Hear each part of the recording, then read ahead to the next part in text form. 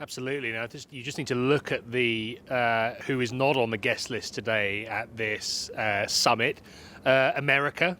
This is about Ukraine's other allies working out how it is going to plug a gap left by a White House that is, as you say, aligning with Moscow, adopting a far less sympathetic approach, in some cases hostile to its continued support for Ukraine and its support or endorsement, really, of Russia's invasion. Such has been the shattering of its foreign policy. Now, President Zelensky has spoken. He's talked about Vladimir Putin not wanting to exchange something for peace. He's looking at summits like these for Ukraine and the countries around it to come up with its own proposal to counter what Russia is seeking to do. He's proposed a complete prisoner of war exchange to kick things off in this peace process.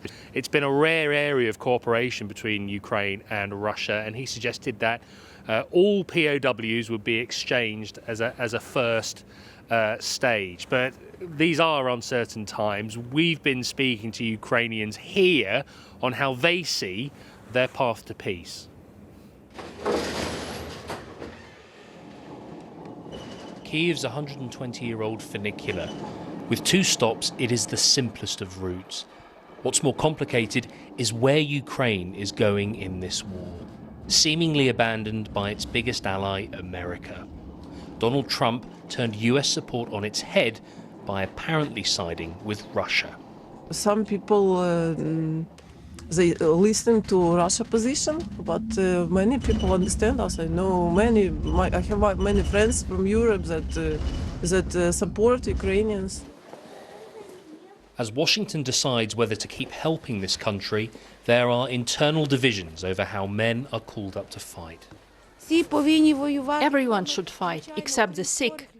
Because if everyone had done that from the start and not hidden, we would have had peace for a long time already. Ukrainians do want peace, but not at any price. It wants security guarantees that Russia won't invade again. America, so far, is reluctant to give them. Dimko enlisted as a drone pilot last year. I ask him what impact the politics have had on him and his comrades. To me personally, it doesn't change a thing. I am still willing to defend my home. I know that if the United States will pull out all of the aid that they give to us, it's going to be just more deadly. Major cities like Kyiv have kept functioning under the weight of Moscow's invasion. Here, a rail worker was killed after a Russian drone hit. There are blast sites like this every day across Ukraine. Russia launches drones frequently, and they are designed to pressure the population. But why now is different is that it is also America applying its own pressure on Ukraine to accept its conditions for future help.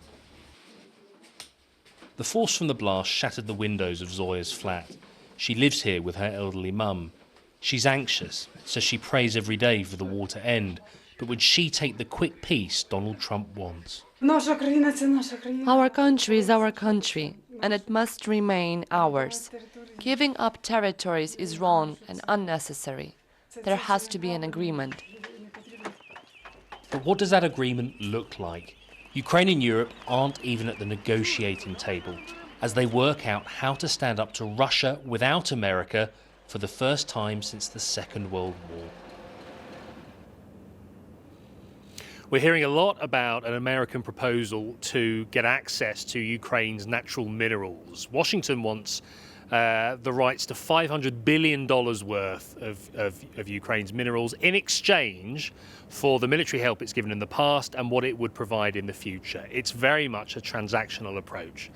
And President Zelensky is resisting. He's saying he's not going to sell his state. He's saying it would lay his country with a debt that would be paid off for generations. And so that is why I think we're seeing an increasingly hostile tone from the White House aimed at Ukraine's leader. But the impression you get here is that he would not sign something, a ceasefire agreement or a contract like this, if he felt it didn't represent the best interests of his country.